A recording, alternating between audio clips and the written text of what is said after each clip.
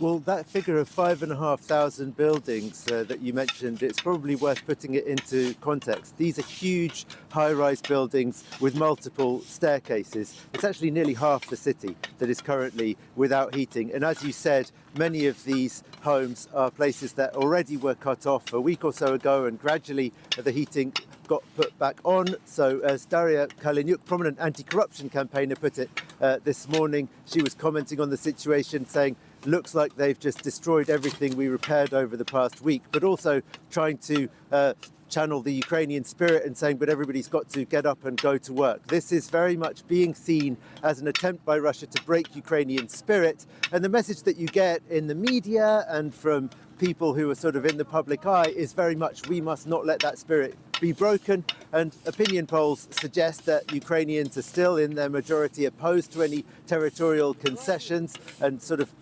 minded to not give in. But you see the percentage that are opposed to territorial concessions does slip a bit. And people on the square that I've been talking to this morning, actually, you can hear them hacking away at the ice.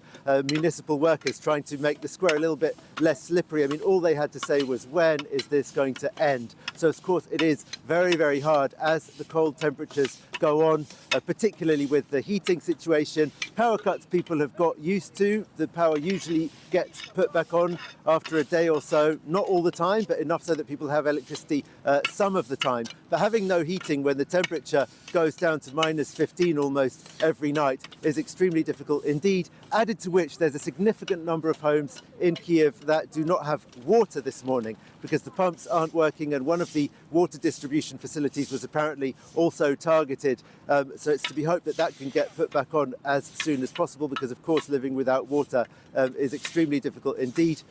Probably worth mentioning also that it's not just Kyiv that was targeted overnight. A whole range of regions of Ukraine were hit to varying degrees. There's certainly been very serious power outages in the Rivne region in the west of the country.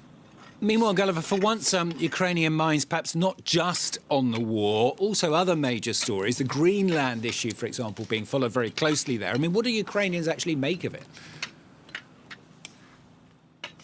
Well, I think that the consensus view is that this is, on the whole, bad for Ukraine, on the principle of big powers not attacking smaller ones that Ukraine is standing up for. If the US, until recently its most important ally, starts openly violating that principle, then what the message does that send to Russia in particular, and also China, and the general impact of this on the world order is on the whole bad for Ukraine. And then on the more practical front, people are worried about the impact that this is going to have on weapon supplies to Ukraine, which are very much dependent on Europe and US coordination through this PURL system, by which European countries essentially pay for US weapons to be sent to Ukraine after Donald Trump said that he wasn't going to be willing to finance support for Ukraine anymore. Up till now, the Americans have been providing support for Ukraine, even if they've been getting the Europeans to pay for it. If the Europeans start to be more focused on defending Greenland and less inclined to cooperate with the Americans, that could hit weapon supplies to Ukraine.